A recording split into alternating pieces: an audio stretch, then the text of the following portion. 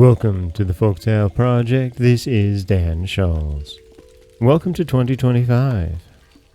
This year, last year, 2024, we had some changes, and I think we found a cadence that works, at least for me.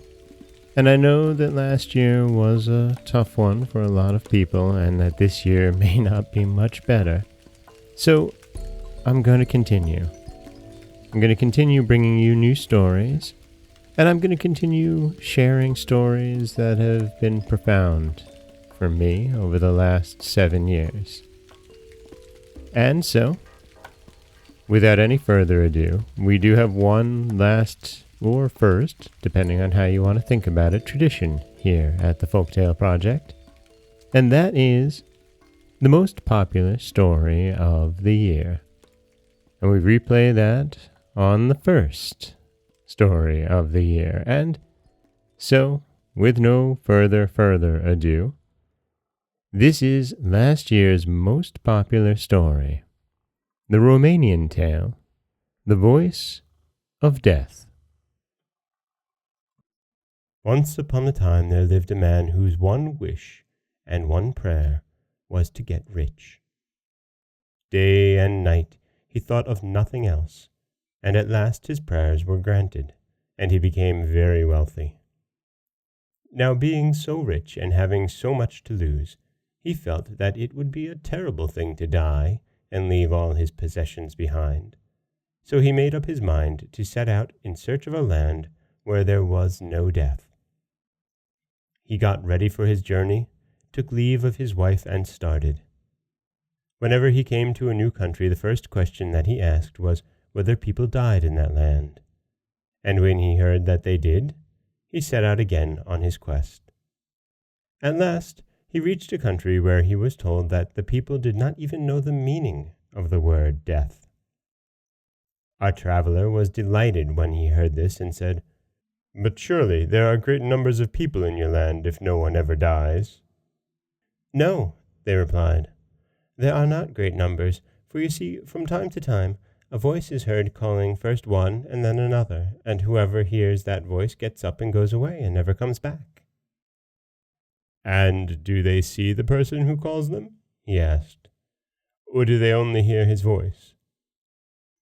"They both see and hear him," was the answer.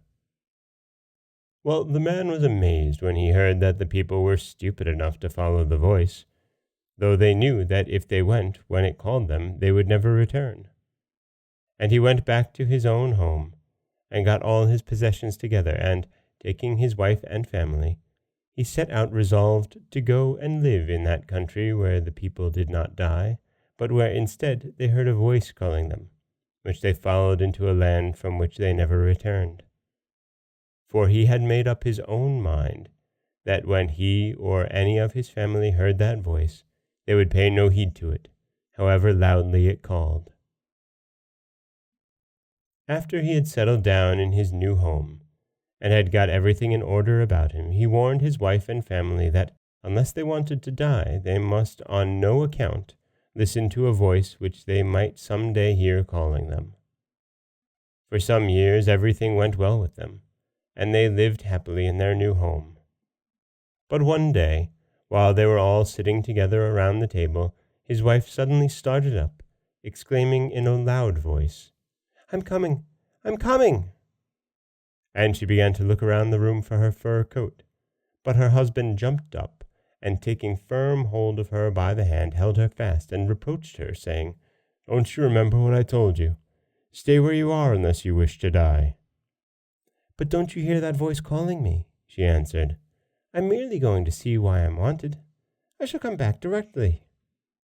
So she fought and struggled to get away from her husband, and to go where the voice summoned. But he would not let her go, and had all the doors of the house shut and locked. When she saw that he had done this, she said, "Very well, dear husband, I shall do what you wish and remain where I am." So her husband believed that it was all right, and that she had thought better of it, and had got over her mad impulse to obey the voice.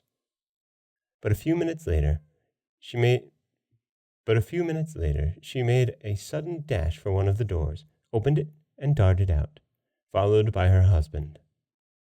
He caught her by the fur coat and begged and implored her not to go, for if she did, she would certainly never return. She said nothing, but let her arms fall backwards, and suddenly bending herself forward, she slipped out of the coat, leaving it in her husband's hands. He, poor man, seemed turned to stone as he gazed after her, hurrying away from him, and calling at the top of her voice as she ran, "I'm coming! I'm coming!" When she was quite out of sight, her husband recovered his wits and went back into his house, murmuring, "If she is so foolish as to wish to die, I can't help it. I implored her to pay no heed to that voice, however loudly it might call." Well, days and weeks and months and years passed, and nothing happened to disturb the peace of the household. But one day the man was at the barber's as usual, being shaved. The shop was full of people, and his chin had just been covered with a lather of soap, when suddenly, starting up from the chair, he called out in a loud voice, "I won't come! Do you hear? I won't come!" The barber and the other people in the shop listened to him with amazement. But again, looking towards the door, he exclaimed, "I tell you once and for all, I do not mean to come, so go away." And a few minutes later, he called out again, "Go away, I tell you, or it will be the worse for you. You may call as much as you like, but you will never get me to come." And he got so angry that you might have thought that someone was actually standing at the door tormenting him. At last he jumped up and caught the razor out of the barber's hand, exclaiming, "Give me that razor, and I'll teach him to let people alone for the future.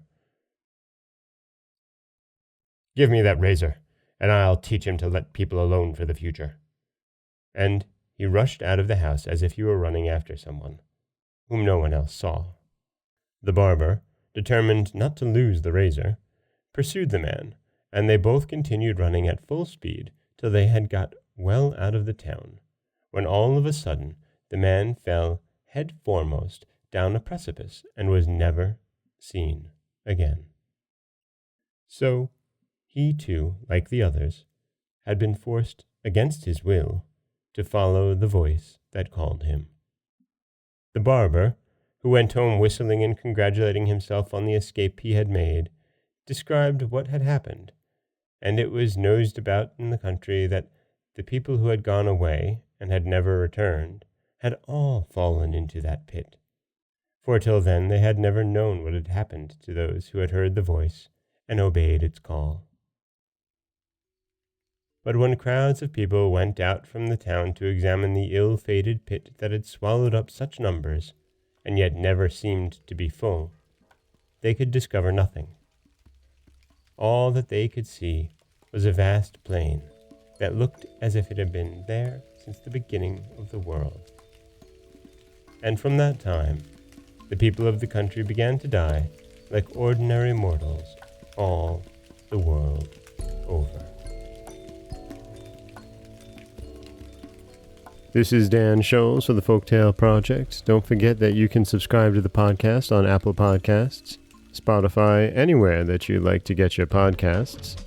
You can follow us on Instagram and Threads at Folktale Project. If you'd like to help support the project, you can head over to patreon.com/folktaleproject. Or you could always just share the stories with someone you love. I do appreciate that. As always, thank you so much for listening.